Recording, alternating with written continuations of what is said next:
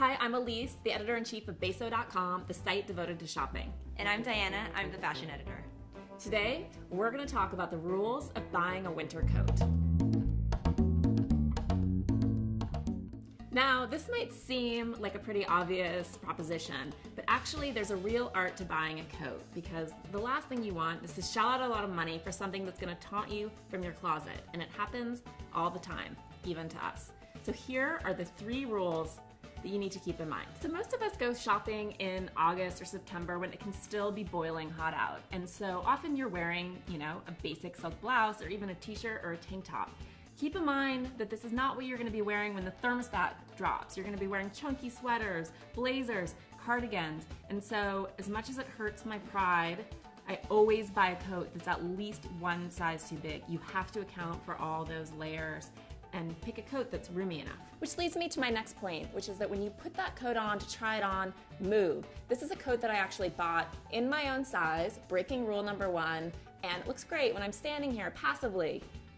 This is what happens when I try to go about my life. I can't reach anything. I've never worn this coat once. Diana, on the other hand, bought a coat that's roomy, and she can literally breakdance in it. And finally, keep the realities of your life in mind. If you have a formal office job and you wear a suit to work, then most likely, as tempting as a big Arctic parka is, it's just not gonna work when you're rolling into business lunches. If you have a more casual and creative life, then by all means, but just keep in mind what you wear when you go shopping. If it's tailored suits and skirts, you're gonna want a very specific sort of coat. So now we're gonna run through some of the most versatile coats out there. The first is the belted wool trench. This is my favorite because I have curves, and so when I'm wearing all those layers, I can feel a little big and bulky, but because it has a tie at the waist, it's polished, gives you that hourglass shape, but it's also really warm. Next, we have the down parka, which is great on the weekends or if you have a more casual life. This thing is crazy warm.